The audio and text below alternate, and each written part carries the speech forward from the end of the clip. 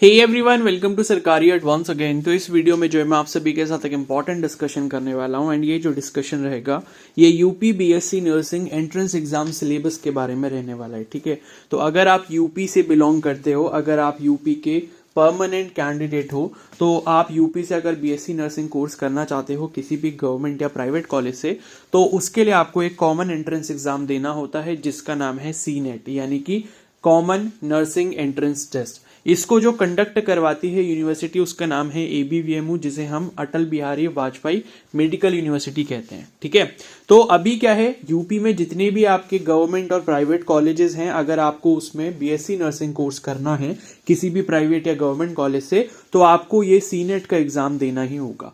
तो जिस हिसाब से आपके मार्क्स होंगे, अगर आपके मार्क्स अच्छे होते हैं तो आपको अपना मनचाहा गवर्नमेंट कॉलेज मिल सकता है। ठीक है, तो जितना अच्छा आप एग्जाम में परफॉर्म करोगे उतने अच्छे आपके मार्क्स होंगे। तो एग्जाम में परफॉर्म करने से पहले हमें यह पता होना चाहिए कि एग्जाम की प्रिपरेशन कैसे करनी है और एग्जाम का सिलेबस क्या है। तो उसी के बारे में हम लोग इस वीडियो में डिस्कस करने वाले हैं।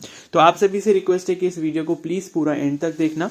तो आप यूपी में मान लो अगर आप केजीएमयू से बीएससी नर्सिंग करना चाहते हो, या पीजीआई लखनऊ से आप बीएससी नर्सिंग करना चाहते हो, या आरएमएल लखनऊ से बीएससी नर्सिंग करना चाहते हो, तब भी आपको यही एंट्रेंस एग्जाम देना होगा। और इस एंट्रेंस एग्जाम में जितना अच्छा आप स्कोर ला सकते हो उतना आपको लाना होगा। बिकॉज ये जितने मैंने अभी जो कॉलेजेस आपको बताए, जैसे पीजीआई लखनऊ हो गया, केजीएमयू लखनऊ हो गया, या आरएमएल लखनऊ हो गया, या और भी कुछ अच्छे जो कॉलेजेस हैं गवर्नमेंट, तो उसमें आपको एडमिशन तभी मिलेगा जब आपका अच्छा स्कोर होगा। ठीक है, तो यहां पर बाकी इंफॉर्मेशन मैं आपको आगे बताता रहूंगा इसके बारे में। अगर आप चैनल पर नए हो तो आप चैनल को जरूर सब्सक्राइब कर लेना और बेल आइकन को प्रेस कर लेना, ताकि यूपी बीएससी नर्सिंग के जितने भी अपडेट्स होंगे फ्यूचर में, कि कब इसका फॉर्म आता है, कब इसके जो रजिस्ट्रेशन होंगे, जब भी होंगे, जब इसके नोटिफिकेशन आ जाएगा तो मैं आपको इन्फॉर्म कर दूंगा। ठीक है, तो अभी यहां पर हम डिस्कस कर लेते हैं इसके सिलेबस के बारे में। तो पहली चीज मैं आपको बता दूं कि इसका जो पेपर है वो आपका पेन एंड पेपर मोड में होता है। ठीक है, यानी कि इसका जो पेपर है अभी तक ये सीबीटी मोड या ऑनलाइन मोड में नहीं आया है, और पेपर जो है आपका मतलब पेपर जो है आपका पेन एंड पेपर मोड में होता है। यानी कि आपको जो है क्वेश्चन बुकलेट मिलती है, उस क्वेश्चन बुकलेट से उसमें क्वेश्चंस होंगे, 4 ऑप्शन होंगे, और ओएमआर शीट जो है आपको यहाँ पर फिल करनी होती है। ठीक है, तो हम चलते हैं सिलेबस वाले सेक्शन पे। ठीक है, तो ये इन्फॉर्मेशन ब्रोशर आपको अपनी स्क्रीन पर दिख रहा होगा, इसी से मैं आपको जो है इसका पैटर्न और जो भी मतलब इसका मतलब सिलेबस है वो सारी चीजें जो है वो डिस्कस करेंगे।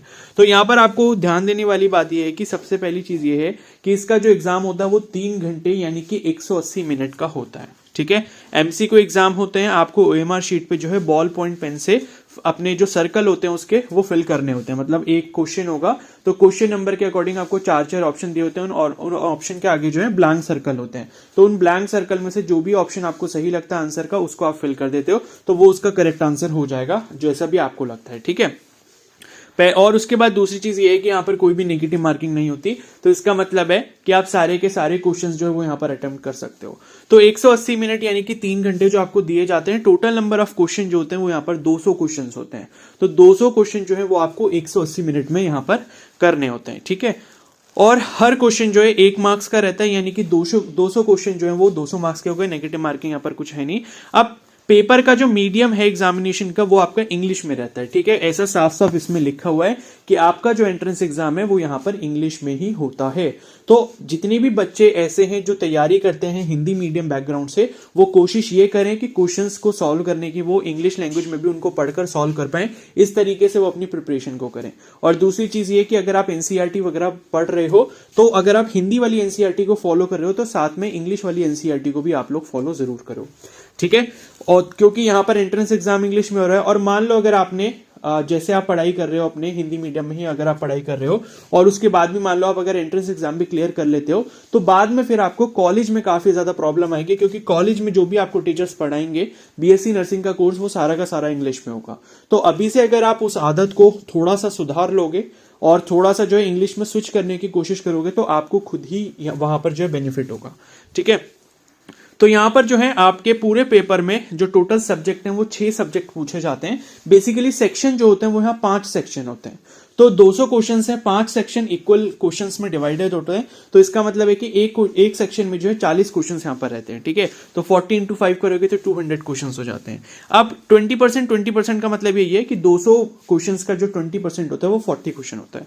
तो 40 क्वेश्चन यहां पर जो आपके नर्सिंग एप्टीट्यूड के पूछे जाते हैं, 40 क्वेश्चन आपके फिजिक्स के होते हैं, 40 क्वेश्चन आपके केमिस्ट्री के होते हैं, 40 क्वेश्चन आपके बायोलॉजी के होते हैं, और 40 क्वेश्चन जो है वो आपके इंग्लिश और जी के दोनों के मिलाकर होते हैं, जिसमें से 20 क्वेश्चंस लगभग आपके इंग्लिश के होते हैं और 20 क्वेश्चन जो है वो आपके यहाँ पर जनरल नॉलेज यानी कि जीके के होते हैं, ठीक है।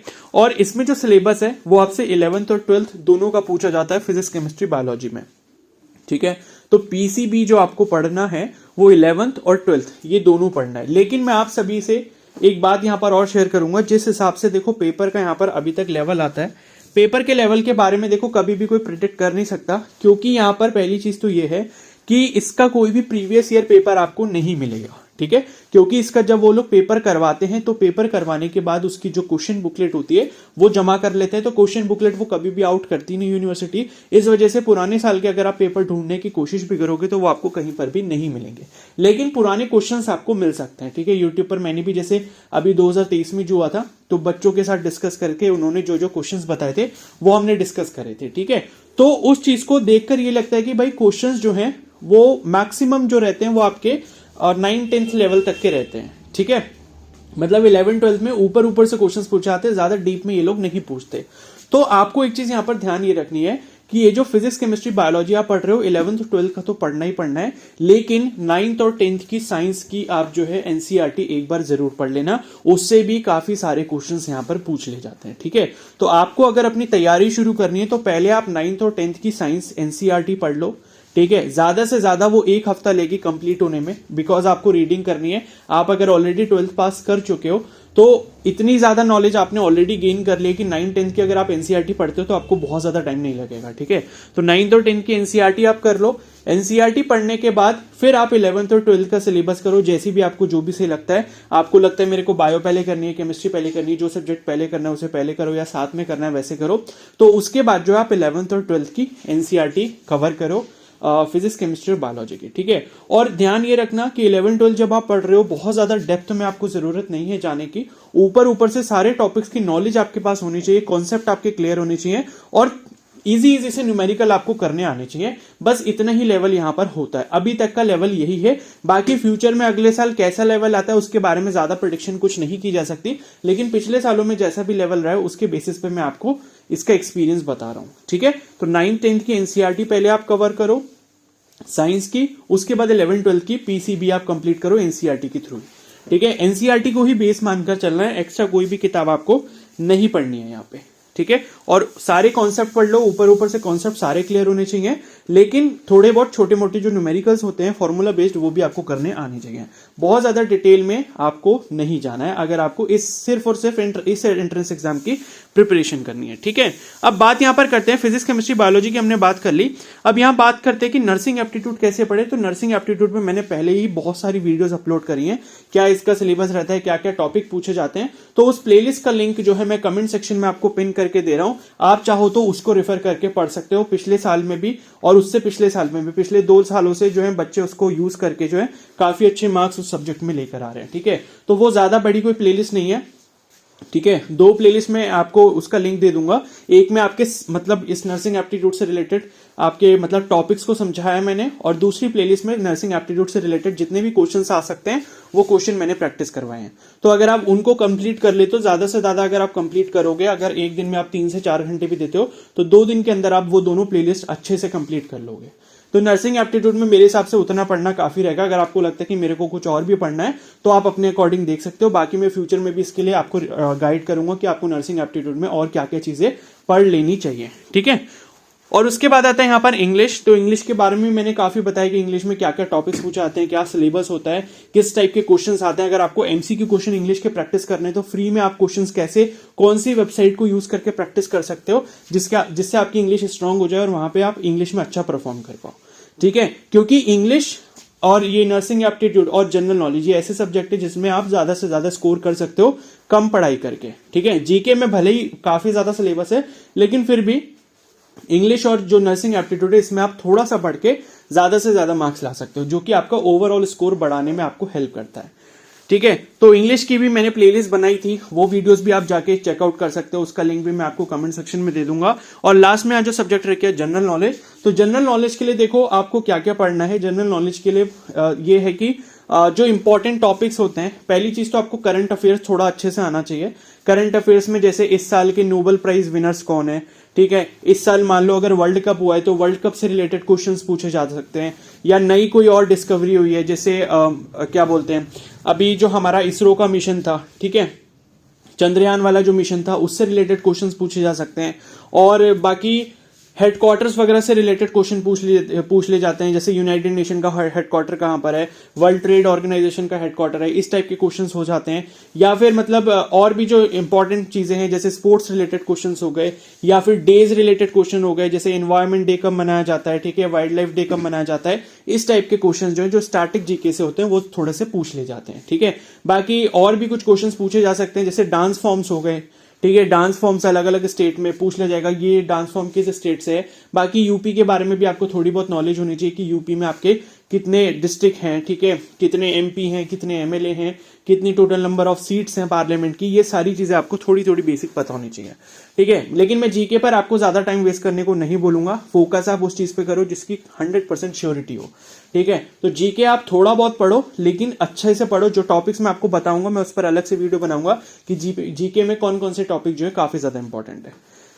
ठीक है, तो वो हम लोग डिस्कस करेंगे। और बाकी बस सिलेबस के बारे में इतना ही है। तो 3 घंटे का पेपर आपका यहाँ पर होता है, और सुबह के 11 बजे से लेके दोपहर के 2 बजे तक ये पेपर होता है। ठीक है, और ऑफलाइन मोड में होता है। सिलेबस मैंने आपको बता दिया, सब्जेक्ट मैंने बता दिया क्या क्या होता है। नेगेटिव मार्किंग यहाँ होती नहीं है, हर क्वेश्चन 1 मार्क्स का होता है, तो 200 नंबर का यहाँ पर पेपर है। अब बात करते हैं कि अगर आपको अच्छा कॉलेज चाहिए, जैसे कि केजीएमयू हो गया, या पीजीआई लखनऊ हो गया, आरएमएल लखनऊ हो गया, अगर इन टॉप कॉलेजेस में आपको एडमिशन लेना है तो आपके कम से कम जो है 160 प्लस मार्क्स यहाँ पर होने चाहिए 200 में से, तभी आपको इन तीनों में से कोई ना कोई अच्छा कॉलेज मिल सकता है। ठीक है, बाकी कट ऑफ वगैरह की बात करें तो कट ऑफ जो है लगभग अगर आप जनरल कैटेगरी से बिलोंग करते हो तो 140 नंबर के आसपास अगर आपके आते हैं तो आपको गवर्नमेंट कॉलेज जो है सेफ, मतलब आप सेफ जोन में होते हो कि आपको गवर्नमेंट कॉलेज यहां पर अलॉट हो जाएगा। लेकिन फिर भी आप कोशिश ये करो कि आपके 160 प्लस या 165 प्लस आए, सो दैट कि आपको केजीएमयू या पीजीआई लखनऊ जैसे अच्छे कॉलेजों में एडमिशन मिल पाए, क्योंकि वो टॉप कॉलेजेस हैं पूरे यूपी के अंदर। एंड वहां पे पढ़ाई का जो मतलब लेवल है वो भी काफी अच्छा है, यानी कि आपको सीखने को बहुत कुछ मिलता है। अगर आप नर्सिंग फील्ड में जा रहे हो तो उन कॉलेजेस से ज्यादा अच्छे से आपको कहीं पर और सीखने को नहीं मिलेगा। ठीक है, तो आपकी कोशिश यही होनी चाहिए कि आपको टॉप कॉलेज मिले और ज्यादा से ज्यादा आप स्कोर कर पाओ। बाकी जनवरी एंड में या फिर फरवरी स्टार्टिंग में हो सकता है कि मैं यूपी बीएससी नर्सिंग के लिए एक नेक्स्ट बैच अपना स्टार्ट करूंगा, जो कि पेड बैच होगा। अगर आप उसमें प्रिपरेशन के लिए ज्वाइन करना चाहते होगे तो आप कर लेना। ठीक है, तो उसके लिए भी मैं वीडियो शेयर कर दूंगा जब मैं बैच स्टार्ट करने वाला हूँ, तो वो वीडियो का नोटिफिकेशन आपको तभी मिल पाएगा जब आप चैनल को सब्सक्राइब कर लोगे। और अगर आप इस चैनल पर नए हो तो जरूर सब्सक्राइब कर लो, सो दैट फ्यूचर में भी आपको उसके रिगार्डिंग सारी इन्फॉर्मेशन मिलते रहे। बाकी बीच बीच में मैं क्वेश्चन प्रैक्टिस वगैरह करवाता रहता हूँ, इंपॉर्टेंट टॉपिक्स भी बताता रहता हूँ इसके रिगार्डिंग, तो आपको इस चैनल से काफी ज्यादा हेल्प मिल जाएगी अगर आप UP BSc nursing entrance exam की तैयारी कर रहे हो। ठीक है, बाकी अगर आपका कोई और भी डाउट है तो आप मेरे को कमेंट सेक्शन में जरूर बता सकते हो। बाकी इसके एप्लीकेशन फॉर्म वगैरह जब आएंगे तो सारी इन्फॉर्मेशन आपको इस चैनल पर मिलती रहेगी, उसकी चिंता आपको जरा सी भी लेने की जरूरत नहीं है। ठीक है, बाकी काउंसलिंग वगैरह जब भी होती है तो उसमें भी मैं गाइड करता रहता हूं कि आपको जो है कॉलेज वगैरह किस तरीके से सेलेक्ट करना है, सो दैट कि आपको अच्छे से अच्छा कॉलेज जो है यूपी के अंदर मिल पाए। और बाकी जितने भी और बीएससी नर्सिंग के एंट्रेंस एग्जाम है जहां पर सारे बच्चे अप्लाई कर सकते हैं, क्योंकि देखो यूपी वाला जो एंट्रेंस एग्जाम है इसमें सिर्फ यूपी के कैंडिडेट अप्लाई कर सकते हैं जिन्होंने यूपी से या तो 10th और 12th किया हो या यूपी का उनके पास डोमिसाइल हो, वही कर सकते हैं। बाकी अदर स्टेट वाले नहीं कर सकते, क्योंकि अदर स्टेट वाले अगर करेंगे भी तो वो सिर्फ प्राइवेट कॉलेज में एडमिशन ले पाएंगे, गवर्नमेंट में नहीं ले पाएंगे। ठीक है, तो ये सारी चीजें हैं। तो बाकी जितने भी और अलग से एंट्रेंस एग्जाम होते हैं, जैसे एम्स का हो गया बीएससी नर्सिंग का, या पीजीआई चंडीगढ़ का एग्जाम हो गया, या जिपमर का हो गया, तो उसके रिगार्डिंग भी मैं आपके साथ इंफॉर्मेशन इस चैनल पर शेयर करता रहूंगा। ठीक है, तो अभी इस वीडियो को यहीं पर खत्म करते हैं, और आई होप आपको ये सारी इन्फॉर्मेशन पसंद आई होगी, अच्छे से समझ आ गया होगा, और आपको एक तरीका भी मिल गया होगा कि तैयारी अब हमें किस तरीके से करनी है। ठीक है। बाकी बीच बीच में और भी जो चीजें हैं इसकी रिगार्डिंग वो मैं आपसे शेयर करता रहूंगा, गाइड करता रहूंगा, तो उसके लिए चैनल पर आप बने रहें। और बाकी अगर आपका कोई भी डाउट है तो आप कमेंट सेक्शन में मेरे को जरूर बता सकते हैं, और इस वीडियो को लाइक कर देना और अपनी दोस्तों के साथ भी इसको शेयर कर सकते हो। Okay, so thank you and have a nice day.